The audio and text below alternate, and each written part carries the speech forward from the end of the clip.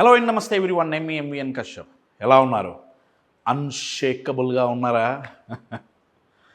మీకు ఎప్పుడైనా మీ ఫ్రెండ్స్ కానీ మీ ఇన్నర్ సర్కిల్లో మీ మీ చాలా క్లోజ్ సర్కిల్లో ఎవరైతే ఉంటారో వాళ్ళు మిమ్మల్ని అడ్వాంటేజ్గా తీసుకున్నట్టు ఎప్పుడన్నా అనిపించిందా?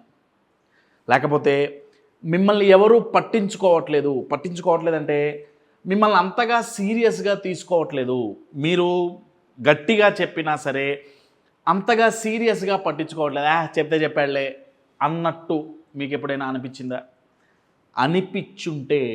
అనిపించుంటే మాత్రం ఒక విషయంలో చాలా జాగ్రత్తగా ఉండాలండి. అదేంటంటే మనం చెప్పే మాట ఎవరు పట్టించుకోరు, మనకి గౌరవం రావాల్సినంత రాదు. ఇక నేను అటెన్షన్ గురించి మాట్లాడట్లేదండి. కొన్నిసార్లు చాలా సీరియస్ టాపిక్ అయి ఉంటుంది, చాలా సీరియస్ డిసిజన్ అయి ఉంటుంది, ఈ పని మీరు చెయ్యాల్సిందే అని మనం చెప్పినప్పుడు అవతల వాళ్ళు కనుక దాన్ని సీరియస్గా తీసుకోకపోతే ఆ పని జరగదు. ఎస్పెషల్లీ కార్పొరేట్లో అయితే లీడర్స్కి ఇది చాలా ఇంపార్టెంట్ అండి. ఇంట్లో అయితే పేరెంట్స్కి ఇది చాలా ఇంపార్టెంట్. ఇది ఎందుకు జరుగుతుంది? మనల్ని ఇంకా సింపుల్గా చెప్పాలంటే లైట్ తీసుకుంటారు. సీరియస్గా ఎందుకు తీసుకోరు? అది అవతల వ్యక్తిలో తప్ప, మనలో తప్ప? కోర్స్ మనం ఇది చూసేది మన గురించి కాబట్టి ఈ వీడియో మనం మాట్లాడుకునేది మనలో ఏ మార్పులు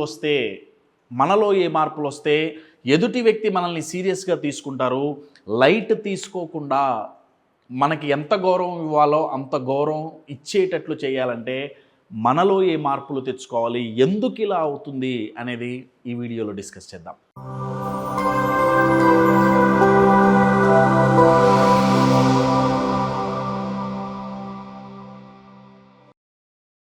కంటెంట్లోకి వెళ్ళే ముందు అప్కమింగ్ ప్రోగ్రామ్స్ ఏప్రిల్ 26, 27 తారీఖు 2 days సక్సెస్ సైకాలజీ అనే ప్రోగ్రామ్ ఉందండి.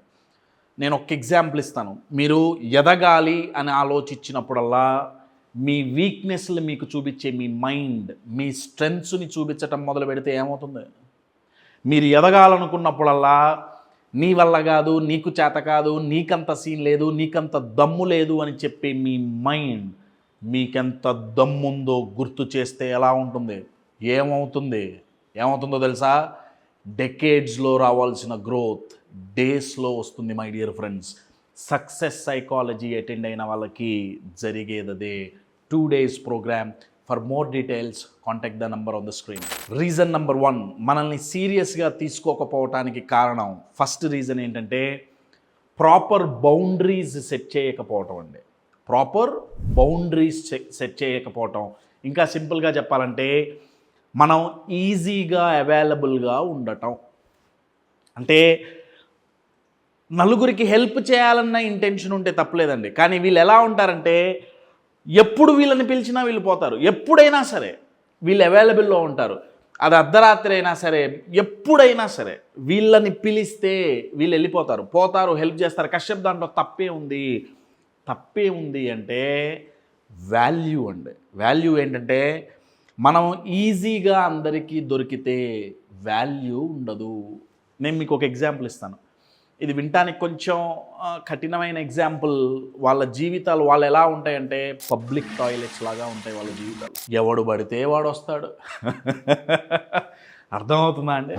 మనకెవరన్నా హెల్ప్ కావాలి అన్నప్పుడు, ఎవరు లేనప్పుడు మనకేమనిపిస్తుంది అంటే, అరే నన్ను అందరూ వాడుకున్నారు, నన్ను అందరూ టేకెన్ ఫర్ గ్రాంటెడ్ అంటారు కదా, నన్ను అందరూ యూస్ చేసుకున్నారు అన్న మెంటాలిటీలోకి వెళ్ళిపోతామండి. దీనికి కారణం ఏంటి? మనల్ని సీరియస్గా ఎందుకు తీసుకోవట్లా? ఎందుకు అంటే ఈజీగా దొరకటం వల్ల. కొన్ని పెద్ద పెద్ద బ్రాండ్స్ చూడండి, ఇప్పుడు రోల్స్ రాయిస్ కార్ ఉంది, మీరు ఎన్ని కోట్లు ఇస్తామన్నా ఆ డబ్బు మీరు కడతామన్నా అందరికీ వాళ్ళు ఇవ్వరండి. కొన్ని వాచెస్ ఉన్నాయి, కోట్లలో ఉంటాయి, ఒక్కొక్కటి 7 కోట్లు 5 కోట్లు. డబ్బులు కట్టడానికి రెడీ ఉన్నా సరే వాళ్ళు సెలబ్రిటీస్ అయినా సరే బ్యాక్గ్రౌండ్ వెరిఫికేషన్ చేసి ఇస్తారండి.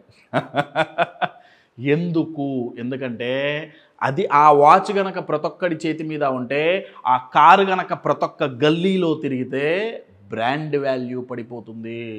అందరికీ మనం ఈజీగా దొరికితే మన బ్రాండ్ వాల్యూ పడిపోతుందండి. సీరియస్గా తీసుకోరు. అయితే ఇక్కడ ఒకటి గమనించాలి, మన ఇన్నర్ సర్కిల్, ఎస్పెషల్లీ మన ఫ్యామిలీ అండ్ బాగా క్లోజ్ ఫ్రెండ్స్, వీళ్ళ విషయంలో ప్రాబబ్లీ కాదు, సర్టైన్లీ ఈ రూల్ వర్తించదు. ఎందుకంటే వాళ్ళకి మనం ఎప్పుడూ ఉండాలి, రైట్? అదర్వైజ్ ఈజీగా దొరకటం. దీనికి ఇంకొక మెయిన్ రీజన్ నేను ఇందాక అన్నాను కదా, బౌండరీస్ సెట్ చేసుకోకపోవటం. బౌండరీస్ సెట్ చేసుకోకపోవటం అంటే ఏంటంటే వాళ్ళు ప్రతిదానికి ఎస్ చెప్తారండి. కొంతమంది అసలు నో చెప్పరు. వాళ్ళని ఏది అడిగినా సరే ఎస్, అన్నిటికీ అంగీకరిస్తారు, అన్నిటికీ ఎస్ చెప్పటమే. దానివల్ల వచ్చే నష్టం ఏంటి? నష్టం ఏంటయ్యా అంటే వీడికి స్టాండర్డ్స్ ఉన్నాయి, వీడికి వాల్యూస్ ఉన్నాయి అని ఎదుటి వాళ్ళకి తెలియదు. ఏం చెప్పినా సరే కరెక్టే, నువ్వు ఇది చేస్తావా? చేస్తా. పోనీ ఇది చేయకుండా ఉంటావా? చేయను. అదేంట్రా మరి ఇందాక చేస్తా అన్నావు ఇప్పుడు చేయనన్నావు, ఇందాక చేయమన్నావుగా చేస్తా అన్నా, ఇప్పుడు చేయొద్దన్నావుగా నేను చేయను. అర్థమవుతుందా? అంటే అవతల వాళ్ళకి ఏం మెసేజ్ వెళ్తుందంటే వీళ్ళకి ఒక set of standards and values లేనట్టుగా కనిపిస్తాం. అందుకే ఇంకా సింపుల్ పదం వాడాలి అంటే చాలా చీప్గా కనిపిస్తామండి.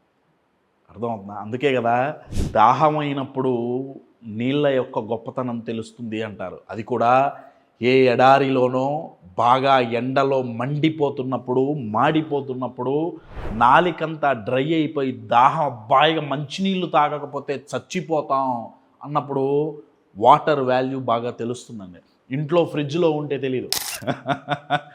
ఈజీగా మీ రిలేషన్షిప్స్లో ఎస్పెషల్లీ ఎవరికి పడితే వాళ్ళకి మీ టైం ఈజీగా ఇస్తున్నారు అంటే మిమ్మల్ని సీరియస్గా తీసుకోరు. థర్డ్ పాయింట్ ఏంటంటే ఫాల్స్ ప్రామిసులు చేయటం అండి. ఫాల్స్ ప్రామిసులు లేదా ఫాల్స్ కమిట్మెంట్స్ ఇవ్వటం. వీళ్ళు ఎక్సైట్మెంట్లో 10 ప్రామిసులు చేసేస్తారు, నేను ఇది చేసేస్తా, నేను అది చేస్తా. కానీ ఇంప్లిమెంట్ చేయటానికి పోయినప్పుడు దాంట్లో 1 or 2 జరుగుతాయి. దానివల్ల ఏమవుతుందంటే వీడు ఎప్పుడు చెప్తాడులే, వీడేం చెయ్యడు. ఒక ఎగ్జాంపుల్ ఇవ్వాలి అంటే నేను రేపటి నుంచి ఎక్సర్సైజ్ చేస్తా చెప్తారు, 10 మందికి చెప్తారు, రేపటి నుంచి మొదలవ్వదు. ఓ నెల అయిపోయింది, మళ్ళీ ఓ నెల తర్వాత మళ్ళీ వీళ్ళు మోటివేట్ లేదు నేను మళ్ళీ ఎక్సర్సైజ్ చేస్తా, మళ్ళీ ఆ ప్రామిస్ నిలబెట్టుకోవాలి. మళ్ళీ ఇంకొకసారి లేదు నేను చేస్తాను, మళ్ళీ ప్రామిస్ నిలబెట్టుకోవాలి. నా 3-4 సార్లు కమిట్మెంట్స్ అండ్ ప్రామిస్లు నిలబెట్టుకోకపోతే ఏమవుతుందంటే ఎదుటి వ్యక్తి మైండ్లో ఏం పడిపోతుందంటే చెప్తాలేవే, వీడు పోయినసారి కూడా చెప్పాడు, పోయినసారి నిలబెట్టుకున్నాడా, చేశాడా, ఈసారి చూద్దాంలే. సీరియస్గా తీసుకోరు, లైట్ తీసుకుంటారు. మై డియర్ ఫ్రెండ్స్, మీరు ప్రామిస్ చేసేటప్పుడు లేదా కమిట్మెంట్ ఇచ్చే ముందు ఇవ్వటమా ఇవ్వకపోవటమా అనేది ఒకసారి ఆలోచించుకోండి. అతిగా ప్రామిస్లు చెయ్యటం చూడటానికి వినటానికి చాలా బాగుంటుందండి, కానీ దానివల్ల వచ్చే నష్టం ఏంటంటే అన్ని ప్రామిస్లు నిలుపుకోలేనప్పుడు మనల్ని సీరియస్గా తీసుకోరు, మనకి వాల్యూ ఉండదు. వాల్యూ ఉండనప్పుడు రెస్పెక్ట్ ఉండదు. మరి ఇలా జరగకుండా ఉండాలంటే సొల్యూషన్ అండి. సొల్యూషన్ ఈజ్ వెరీ సింపుల్ అండి, సెల్ఫ్ రెస్పెక్ట్. మన బౌండరీస్ని మనం నిర్మించుకోవటం. This is point number 1. Number 2, ఎక్కడ నో చెప్పాలో అక్కడ చెప్పాల్సిందే. నాకు ఇది కుదరదు, నేను ఇక్కడికి రాలేను, నేను ఈ పని చెయ్యలేను. ఇది ఎప్పుడు సెట్ అవుతుందంటే నలుగురిని ప్లీజ్ చెయ్యటం తగ్గించుకున్నప్పుడు సెట్ అవుతుంది. అందుకే ఇంగ్లీష్లో ఒక సెంటెన్స్ ఉందండి, కాన్ఫిడెన్స్ డజంట్ బెగ్ సెంటెన్స్. అంటే అర్థం ఏంటంటే కాన్ఫిడెన్స్ అడుక్కోదు. ఎవరికైతే కాన్ఫిడెన్స్ ఉంటుందో వాళ్ళు నలుగురి దగ్గరికి పోయి అడుక్కోరండి. బాబు నాకు గౌరవం ఇవ్వండి, బాబు నాకు అటెన్షన్ ఇవ్వండి, బాబు నాకు అప్రిషియేషన్ ఇవ్వండి. వాళ్ళు అడుక్కోరు. ఎందుకు అడుక్కోరు? ఎందుకంటే సెల్ఫ్ రెస్పెక్ట్ ఉంటుందండి. మై డియర్ ఫ్రెండ్స్, అవతల వ్యక్తి మీకు రెస్పెక్ట్ ఇవ్వాలి అంటే ఫస్ట్ మీరు వాళ్ళకి రెస్పెక్ట్ ఇవ్వడం కాదు, మీకు మీరు రెస్పెక్ట్ ఇచ్చుకోవాలి.